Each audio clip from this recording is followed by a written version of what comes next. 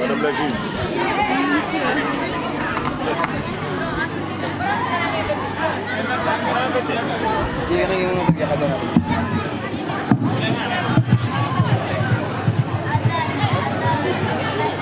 Hein? Il n'y a pas assez de bas.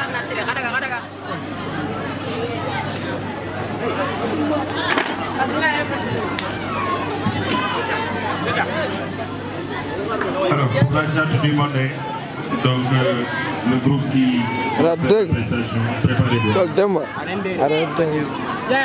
Avant cela, il y a la présentation des maquettes du club des sciences. S2.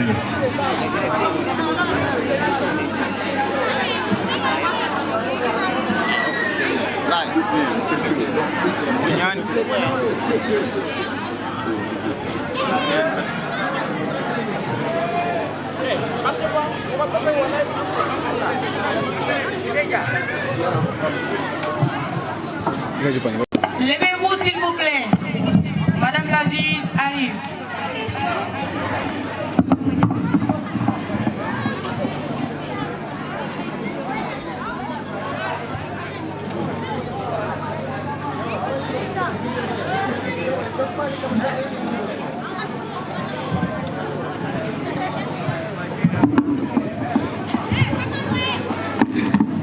Asseyez-vous. Bonjour à tous.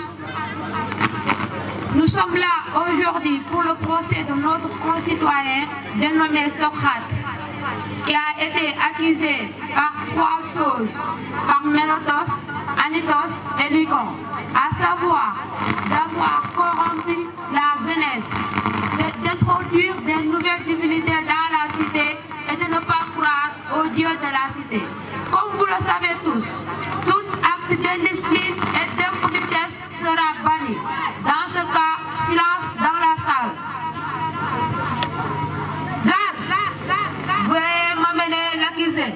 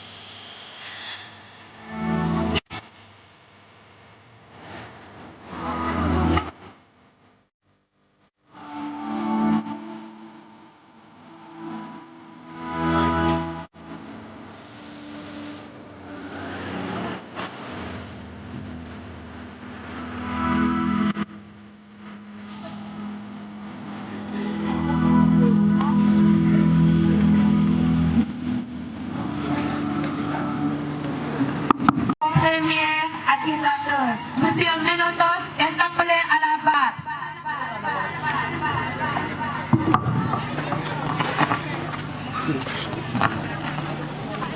Peuple athénien, ce ne sont pas des accusations personnelles qui vont être dressées devant ce tribunal pour accuser notre très cher citoyen bien connu, Socrate.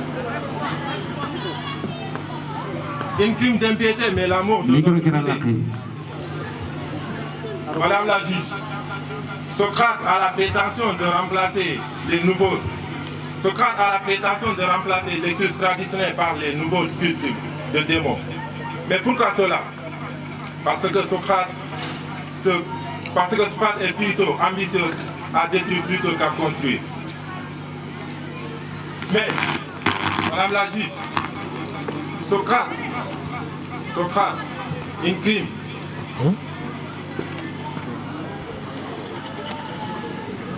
Mais Madame la juge,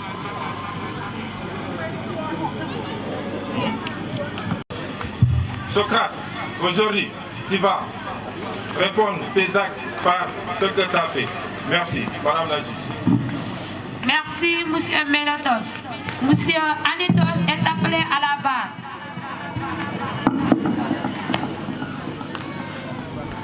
Je vous jure de dire la vérité, rien que la vérité. Chers Athéniens, comme si vous le connaissez tous, à cause de la faute de Socrate, de sa détestable influence qui a eu sur mon malheureux fils, ce n'est pas seulement un père de famille qui vient de se plaindre, mais tout un peuple, même les habitants de Golmi. Vos applaudissements, s'il vous plaît. Merci, Monsieur Anitos. L'icône est appelé à la barre.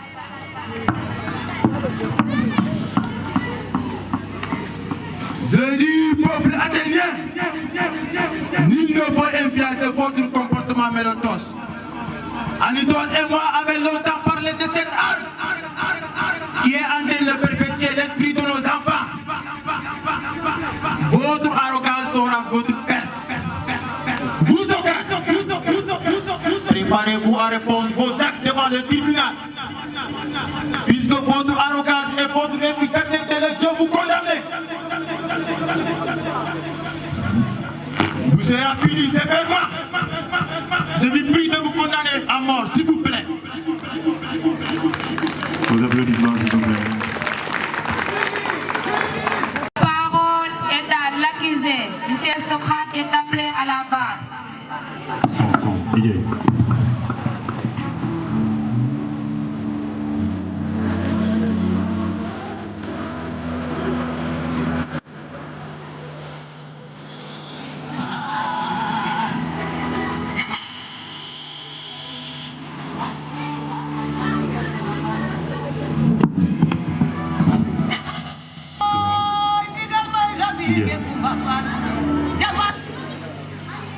Oui.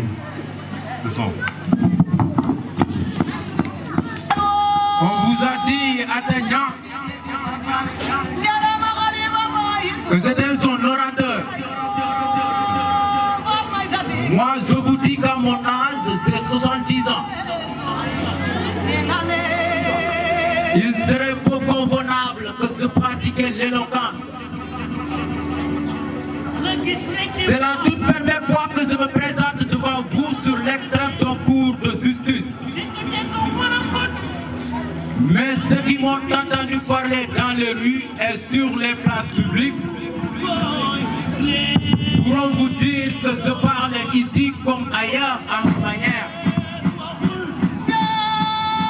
Sans d'autre recette que celle de la vérité. La loi exige que je prenne la parole pour me défendre. Je me défendrai.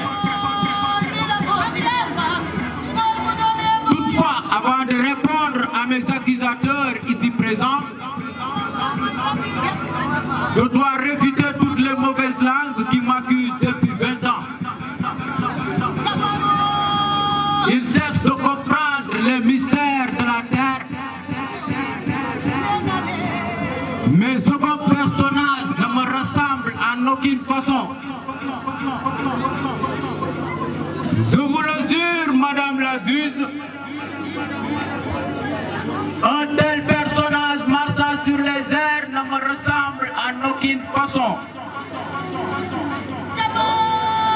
Si vous voyez en moi un sophiste, savoir, Monsieur Mélotos? Bien sûr.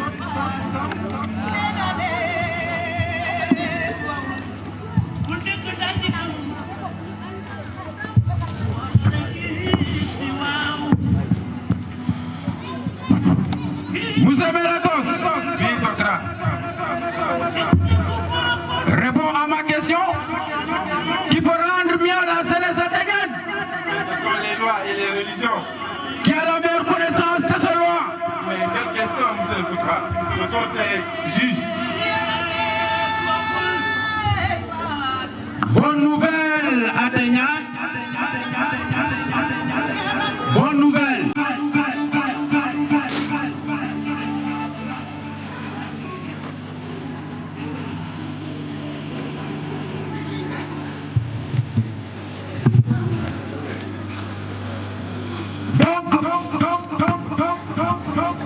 Ceux qui sont là ont une bonne influence sur la jeunesse. Pour moi, Socrate, le pauvre homme.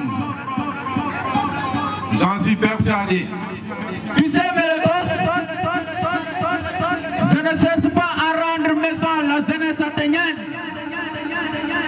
Je risque de me faire maltraiter par ces derniers. Bien dit, Socrate. Silence.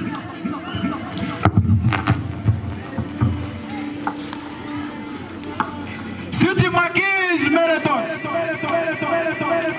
si tu m'accuses de corrompre la jeunesse, pourquoi ces jeunes hommes ou ces jeunes parents ne sont pas directement venus me le reprocher? Et pourquoi n'ont-ils pas soutenu tes propos de m'avoir accusé? Peuple athénien, Socrate affirme que la terre n'est qu'une sorte de lune et la lune n'est qu'une sorte de pierre. Mais mon cher Meletos, tu me confonds avec Anaxagore.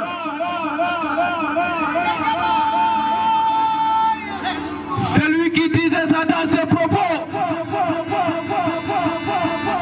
Citoyens d'Athènes, les accusations de Meletos ne sont que des pures calomnies. Les hommes ont peur de la mort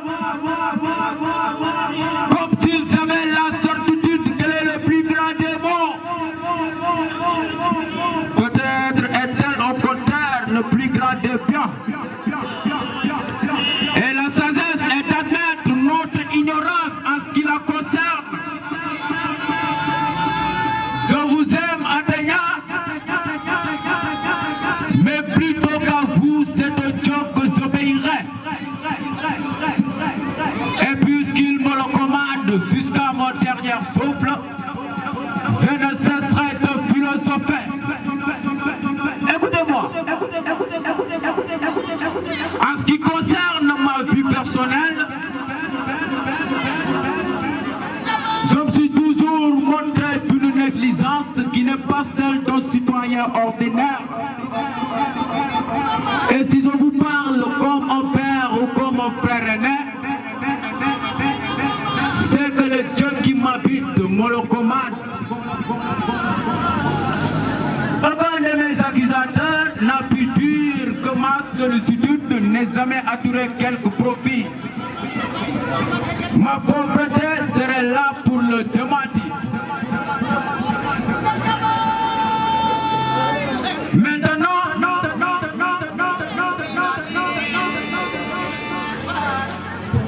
il peut paraître étrange que prodiguant mes conseils à chacun,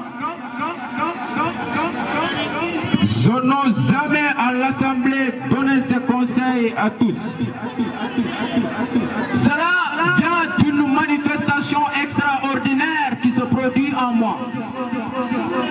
Une voix qui me détourne de la politique à chaque fois que je veux en faire. Cette voix d'ailleurs m'a sauvé la vie. Car si j'avais fait de la politique, je serais mort depuis longtemps. Merci, Madame la juge.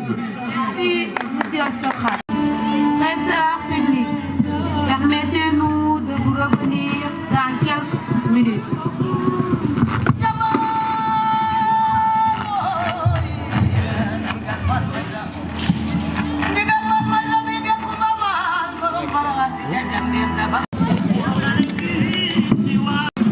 À présent, je donne la parole aux accusateurs de proposer une peine pour l'accusé.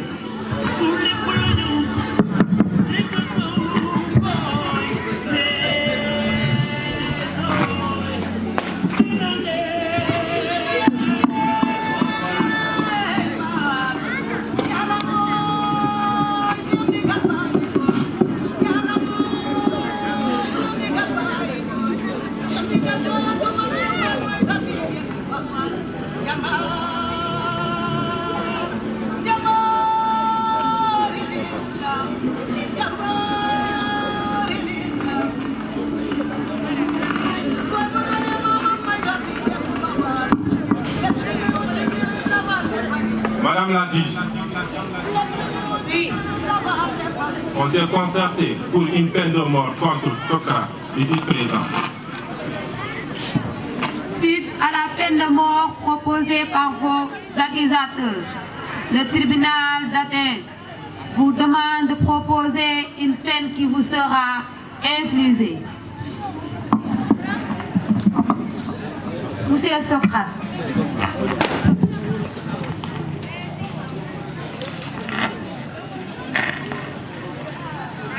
Madame la juge,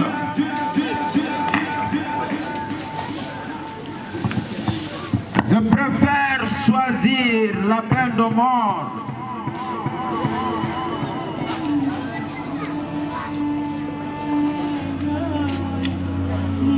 Parce que je ne peux pas m'exiler. Car si je m'exile, je vais donner raison à mes accusateurs ici présents. Et aussi, pour l'amende que vous me demandez de payer, moi, Socrate, le pauvre homme, je ne suis pas assez riche de m'en charger sur cela. Mes chers accusateurs, pensez-vous que j'ai peur de la mort? Détrompez-vous. Je n'ai pas peur de la mort. Et si c'est pour cela que vous avez choisi la peine de mort,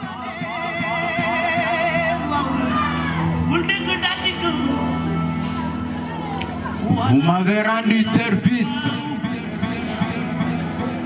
Parce que moi, je préfère mourir et continuer à philosopher convenablement que de rester ici. Merci, Madame la juge.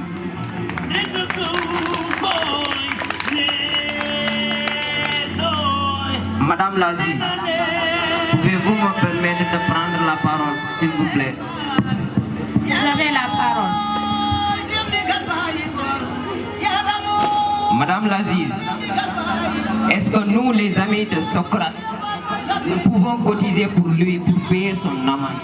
Non, je n'en ai pas besoin. Merci beaucoup.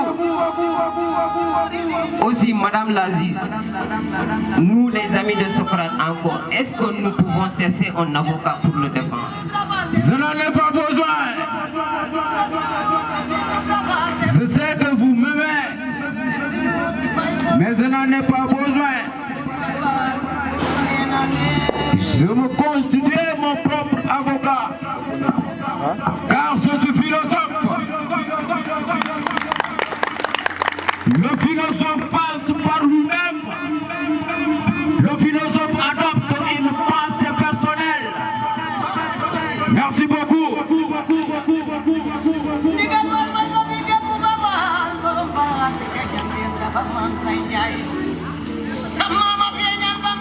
Madame la juge, je confirme, j'ai déjà pris ma décision. Je choisis la peine de mort. Merci.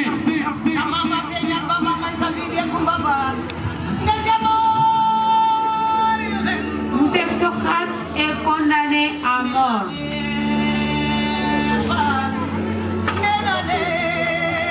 Silence! Silence dans la salle! Garde! Veuillez amener la cible.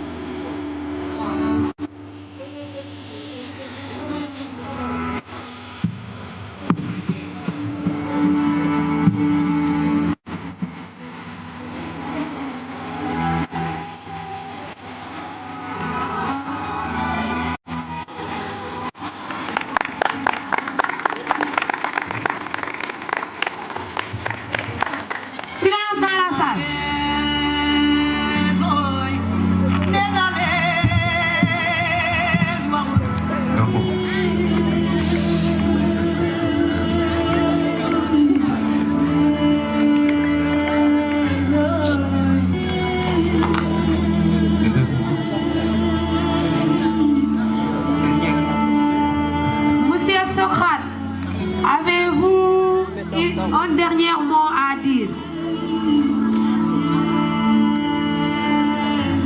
Madame la juge, mes ennemis de la cité sont au courant de vous. Ils diront que vous avez tué un sage. Vous voici condamné par la mort et vous par la vérité.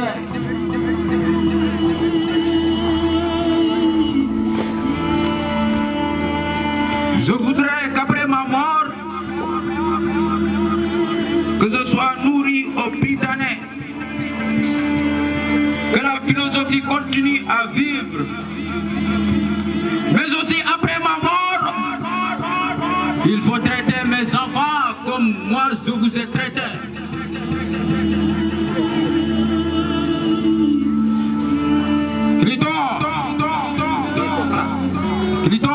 Oui, Socrate. Je ne ressens plus mes âmes. Je ne ressens plus mes âmes. Voici l'heure de m'en aller. Moi pour mourir et vous pour vivre qui a la mer partante. Nul ne le sait excepté Dieu.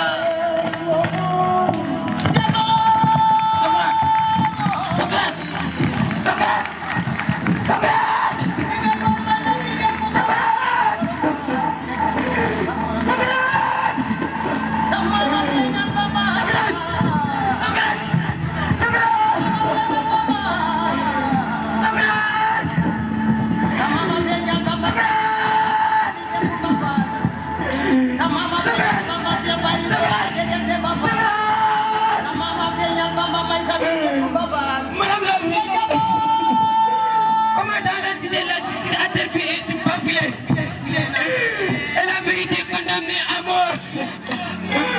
Moi, Criton, l'ami de Socrate, c'est du non à l'injustice, non à l'injustice, non à l'injustice.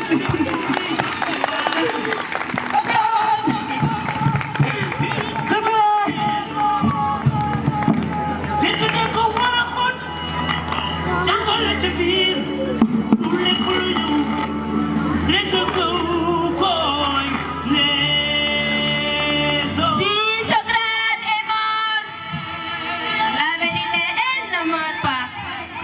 Le mensonge est évanescence, la vérité, elle est éternelle. La mort de Socrate n'est pas synonyme de la mort de tous les défenseurs de la vérité.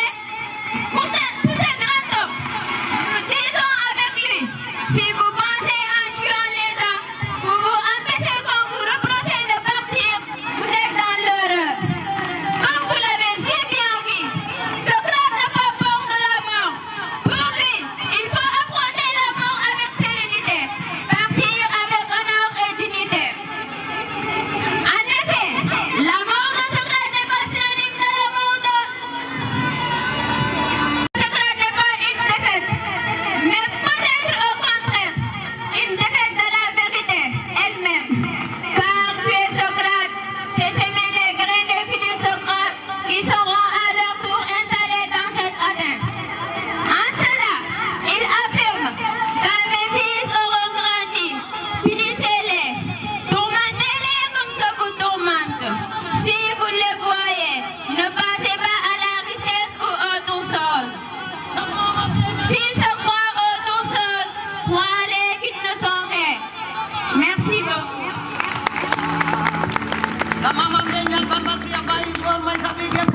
Qui a un dernier mot pour monsieur Socrate? Ta sagesse demeurera éternelle.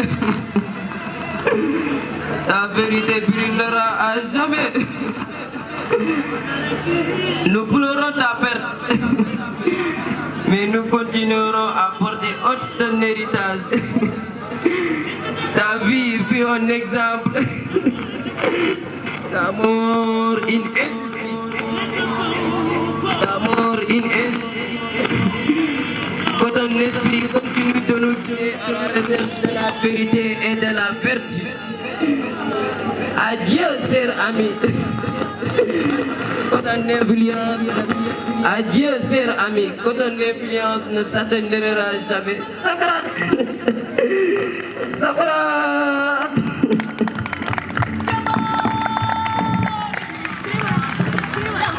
Apologie de Socrate est un texte de Platon qui raconte le procès de Socrate à Athènes en 399 avant Jésus-Christ. Accusé de ne pas respecter les dieux de la cité et de corrompre la jeunesse. Socrate se défend devant les juges. Le mot apologie ne signifie pas d'excuse mais défense. Dans ce texte, Socrate explique qu'il n'est pas un sophiste et qu'il ne prétend pas posséder le savoir. Au contraire, sa sagesse consiste à reconnaître son ignorance. Il affirme qu'il questionne les hommes pour leur faire prendre conscience de leur fausse certitude. Selon lui, cette mission lui a été confiée par le dieu Apollon, ce qui fait de lui un serviteur de la vérité.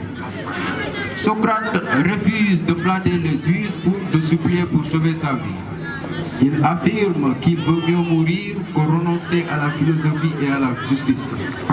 Pour lui, une vie sans réflexion ne mérite pas d'être vécue. Même condamné à mort, il reste fidèle à ses principes. Merci beaucoup.